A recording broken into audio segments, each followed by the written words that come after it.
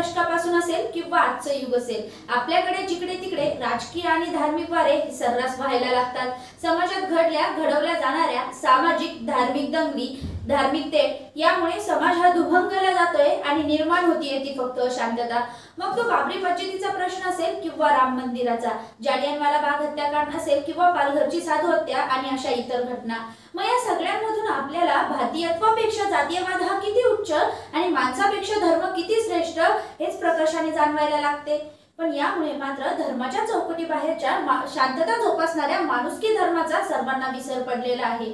आजच्या या कोरोना काळामध्ये माणसे माणसापासून दुरावली, रस्ते ओसाड पडली, मंदिरात घंटांचा तर मस्जिदीमध्ये आजानांचा आवाज शून्य झाला। लाखोंच्या गर्दीतील काही माणसे हरवली तर काही माणसे माणसातील माणुसकी विसरली आणि माणसेच माणसाला पोरकी झाली।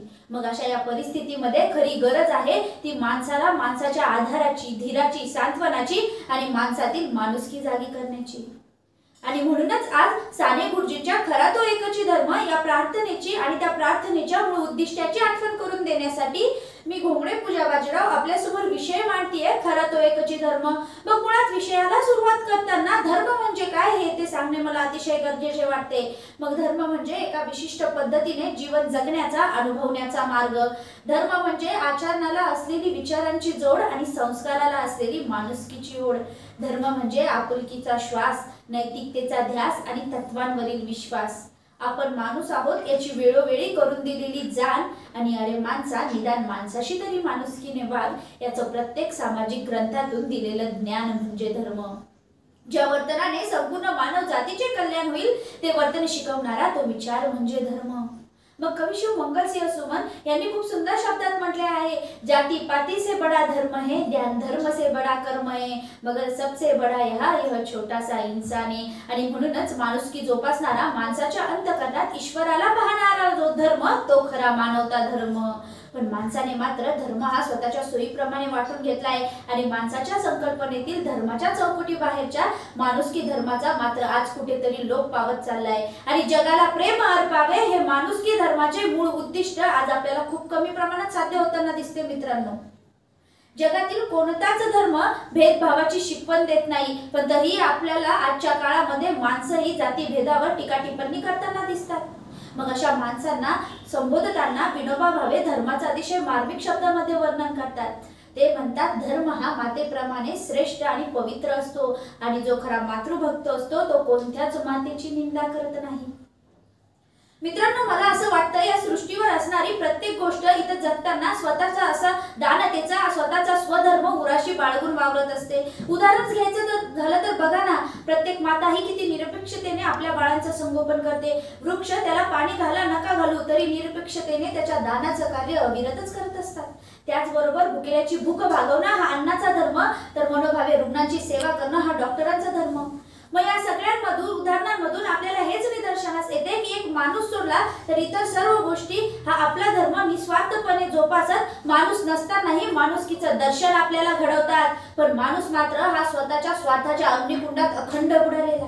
माणसाने जेव्हा या सृष्टीवर अधिराज्य गाजवायला सुरुवात केली, माणसाने जेव्हा माणुसकीच्या या मर्यादांची लक्ष्मण रेखा ओलांडली, तेव्हाच दारं उघडली ती विनाशाची आणि भावना शून्य झाली ती माणसे आणि माणसातली माणुसकी।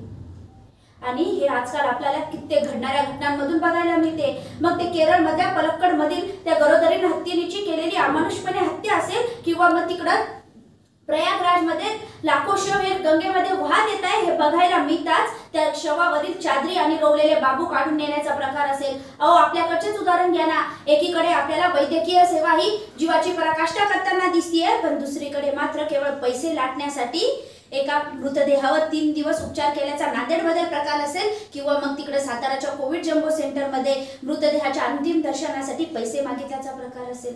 अहो, एवढेच काय, परवा त्या शिऊर तालुक्यातील घाटशिळपारे गावात एका निर्दयी मुलाने आपल्या मातेची अमानुषपणे मारत केलेली हत्या असेल। किती विदारक कृती, संवेदना इतक्या आहोटल्या गेल्या की माणसाकडून पशुत्वाचे दर्शन घडावे हा या संदर्भात उपस्थित होणारा खरा प्रश्न आहे। नरेची ही केला हिन किती नर या उक्तीचा प्रत्यय यावा असाच या घटना म्हणायला हव्यात।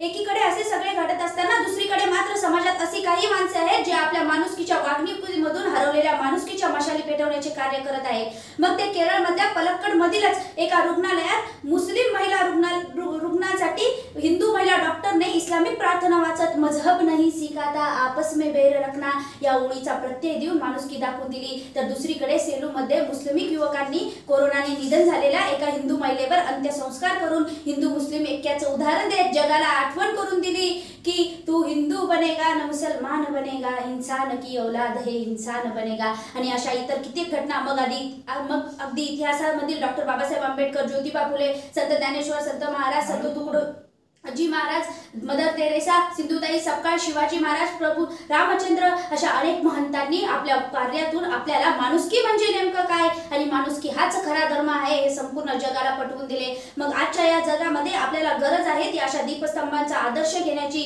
आणि बहिणाबाईंनी म्हटल्याप्रमाणे अरे माणसा माणसा कधी होशील तू माणूस, लबाबाई केला माणसाचाही कानूस, अशा कानूस झालेल्या माणसाला पुन्हा माणूस बनवण्याची। शेवटी जाताना लक्ष्मीकांत तांबोळे यांच्या 2 ओळींची आठवण करून देत आणि देवगाकडे मागणं मागत अनंता ए वडे द्यावे, फुलांचे रंग ना जावे, उडाया पाखरांसाठी जरा आभाळ ठेवावे, उडाया पाखरांसाठी आभाळ ठेवावे। बोलण्यासारखी खूप काही आहे पण वेळेअभावी पूर्ण विराम देते आणि आपण आपल्यातली माणुसकी नक्की जपाल असा एक आशावाद करते आणि मनपूर्वक धन्यवाद।